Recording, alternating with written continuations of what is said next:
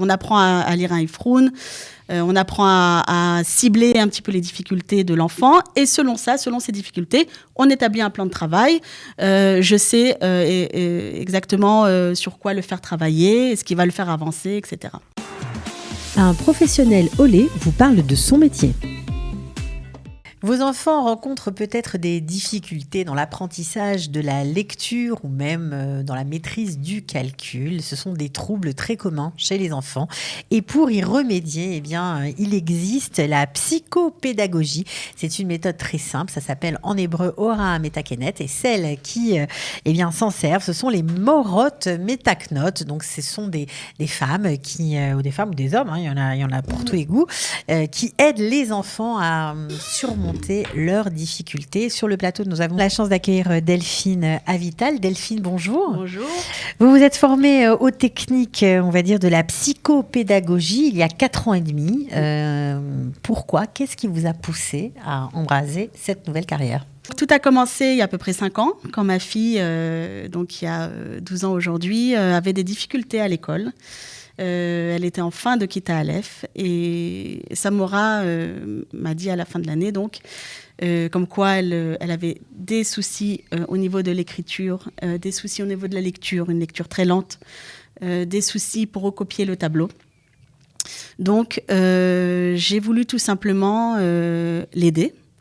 Donc, j'ai commencé à cueillir des informations, où est-ce qu'on peut étudier la Ora Metakenet, etc.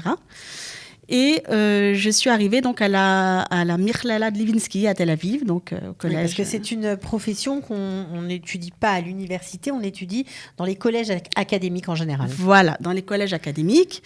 Et ce qui était important pour moi, parce que à la base, je ne suis pas institutrice ni professeure, ce qui était important pour moi, c'était un cours qui soit ouvert à tout le monde, donc aux institutrices et aux personnes qui ne sont pas dans la profession, qui ne sont pas Morot.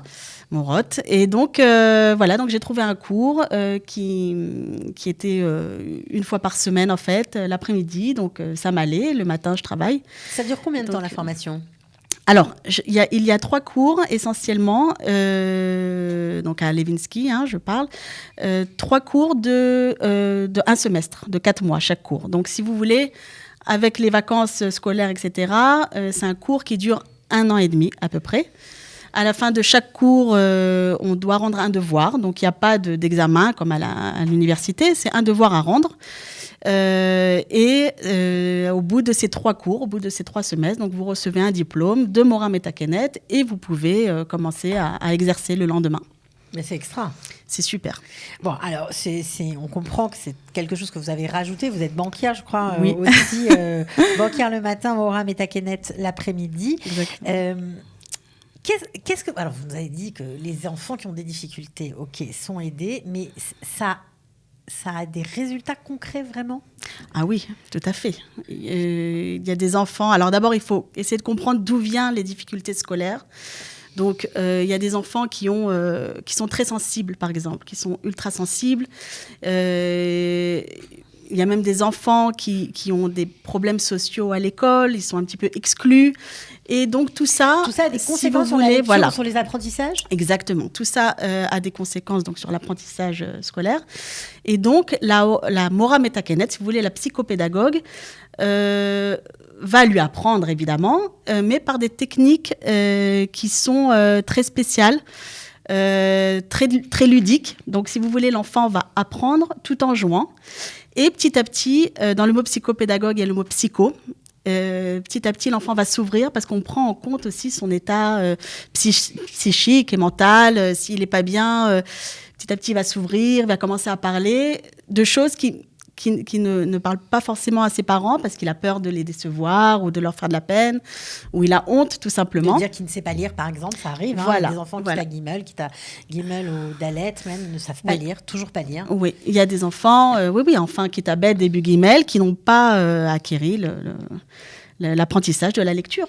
Alors, c'est pour la lecture, l'écriture, les mathématiques ? Voilà, la lecture, l'écriture en général. Et il y a les mathématiques aussi. Il y a des enfants qui ont beaucoup de difficultés à apprendre les tables de multiplication, par exemple, les chiffres. Donc ça marche. Ça prend combien de temps à un enfant qui ne sait pas lire correctement comme les autres pour bien rattraper le niveau de la classe? Alors, c'est très particulier. Tout dépend de l'enfant. Tout dépend du rythme de l'enfant. Tout dépend de sa possibilité à, si vous voulez, assimiler les informations. Ça peut varier entre 6 mois et 1 an. J'ai des enfants qui sont avec moi depuis plus d'1 an et demi, voire 2 ans, qui veulent continuer avec moi parce que voilà, ça les aide, ça les met en confiance, ça leur fait du bien. Et voilà, et ils ont l'impression de jouer avec moi tout le temps, mais en fait, on apprend. Alors, quand on exerce votre profession, on peut le faire en privé ou on peut le faire dans le cadre des écoles? Oui, on peut le faire en privé. Moi, personnellement, je reçois Aquariona dans ma clinique. Mais l'année dernière, par exemple, les vendredis matins, j'étais dans une école. Je m'occupais de petits groupes de francophones. Et effectivement, on peut, exercer aussi à l'école. C'est important de savoir quels sont aussi les débouchés et aussi pour ceux qui nous suivent et qui ont envie peut-être de se reconvertir, pourquoi pas. Comment ça se passe quand on a un enfant qui a des difficultés? On établit un plan de travail? On doit faire un diagnostic au préalable? Alors oui. Alors en général, les enfants qui viennent chez une Mora Metakenet sont des enfants qui sont après un IFRON. Alors un IFRON, c'est une évaluation. Donc, c'est une évaluation psychologique et intellectuelle qui est faite donc au préalable. En général, c'est l'école qui demande à la maman d'effectuer un bilan. Et quand je reçois, par exemple, ce IFRON, j'établis un plan de travail. Je sais quelles sont les difficultés. Vous avez appris à le lire aussi dans le cadre de votre formation. Exactement. Dans le cadre de mes études, on apprend à lire un IFRON.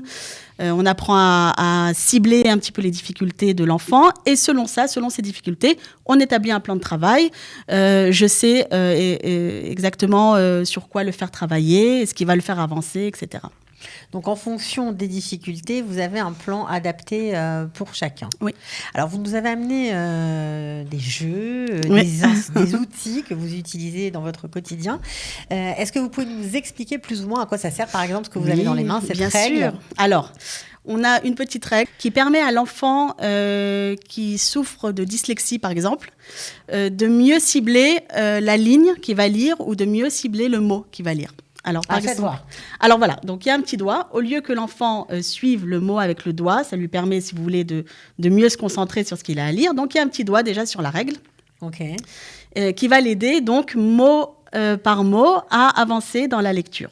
Au milieu, vous voyez, il y a un petit trou, qui permet à l'enfant dyslexique qui voit un petit peu des lettres mélangées ou des lignes qui se mélangent. En fait, voilà. Alors, l'enfant dyslexique, si vous voulez, va mettre donc cette petite règle sur le texte. Ça va permettre de cibler la ligne à lire sans qu'il soit dérangé par la ligne du dessus ou la ligne d'en dessous, en fait. Il y a un autre jeu pour les enfants qui ont du mal à assimiler la lecture. Donc, c'est un jeu qu'on trouve partout. Ça s'appelle Galgalat Anikoud. Vous voyez, il y a des lettres, en fait. Là, il y a la lettre Aleph. Et en dessous, il y a une petite galgalette comme ça qu'on tourne. Donc, ça met les voyelles. Avec les voyelles. Et l'enfant doit lire. Et moi, ça me permet évidemment de voir quelle voyelle l'enfant a assimilée, quelle voyelle il n'a pas assimilée. C'est souvent ça, en fait. C'est souvent un problème, parce qu'ils apprennent à lire très rapidement sans les points. Parfois, certains ont besoin de plus de temps pour assimiler les voyelles. Exactement. Comme j'ai dit, chaque enfant a son rythme, chaque enfant a sa sensibilité. Alors, il y a d'autres choses aussi. Il y a des enfants... Alors, ça, c'est plus vers l'ergothérapie. Il y a des enfants qui tiennent mal leur crayon, par exemple. Donc, il y a des petits supports comme ça qui permettent, vous voyez, il y a des petits trous comme ça, qui permettent de positionner les doigts. Et donc, une fois que le crayon est mieux tenu, donc l'écriture peut être plus soignée et plus jolie. Donc, ça, c'est aussi un truc sympa. Et il y a des enfants donc, qui sont extra sensibles, qui ont du mal à extérioriser leurs sentiments. Donc, il y a un petit jeu qui s'appelle Man et Margish. Qu'est-ce que je ressens? Et c'est des petites cartes, en fait. Et selon ce que l'enfant ressent sur la carte, selon le dessin, donc l'enfant va devoir me dire quel est le sentiment que reflète cette carte. Voilà, c'est la fratrie, Et par le biais du jeu, encore une fois, l'enfant permet de s'ouvrir et de raconter d'apprendre. Ce qui le trouble, c'est oui, ça. Et souvent. quand on se dégage, on va dire, des émotions qu'on porte et qui ne sont pas toujours très sympathiques, même quand on est petit, on arrive mieux à apprendre. Oui, on arrive mieux à apprendre, surtout après cette dure période de Corona, où les enfants n'ont pratiquement pas appris à l'école, où ils ont eu des cours sur Zoom, ou pour les enfants qui sont hyperactifs, ou les petits-enfants, c'est pas la meilleure façon d'étudier. C'est très important. C'est très important d'être à l'écoute de leurs sentiments, d'être à l'écoute vraiment de ce qu'ils ressentent, parce qu'ils ne s'ouvrent pas toujours, ni aux parents, ni aux professeurs. Alors, est-ce que c'est un métier qui est très demandé en Israël ?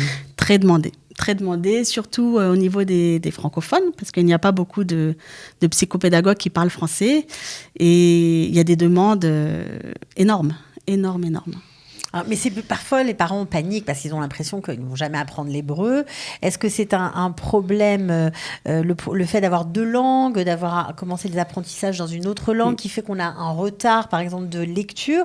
Ou est-ce que c'est plutôt... il y a réellement un problème de dyslexie, par exemple ? Ça peut être les deux. Alors oui, le fait d'avoir une double langue peut accentuer les problèmes d'apprentissage. C'est pas évident. Donc là, je me tourne vers les parents. S'il vous plaît, mettez les émissions en hébreu à vos enfants, pas trop d'émissions en français. Quand je vois qu'un enfant n'a pas de vocabulaire ou a du mal à s'exprimer en hébreu, souvent, on travaille sur des mots et il doit me faire une phrase entière avec tel mot. Donc, ça enrichit son vocabulaire et c'est très important parce que les enfants à double langue, oui, ils ont pas mal de difficultés. Ok. Bon, en tout cas, un métier qui vous passionne, apparemment. Merci d'être venu mettre en lumière, qu'il existait déjà pour ceux que ça pourrait intéresser, et puis aussi pour les parents. Enfin, ça sert à tout le monde, quoi. Ne serait-ce que pour aider aussi les enfants qui, après, faut bien le dire, 2 ans de Corona, certains en ont bien besoin. Alors, en tout cas, merci beaucoup d'être venu et à très bientôt. À bientôt. Au revoir. Un professionnel Olé vous parle de son métier.